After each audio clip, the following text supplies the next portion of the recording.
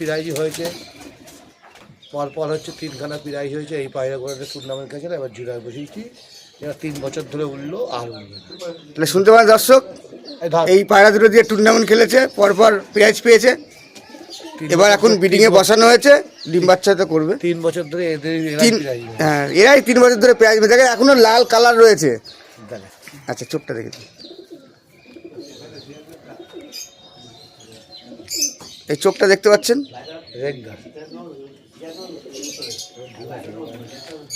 ঠিক আছে। এই পাখনা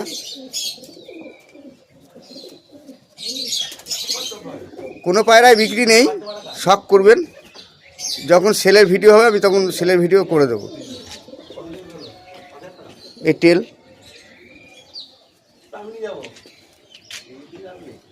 এই পাঞ্জা,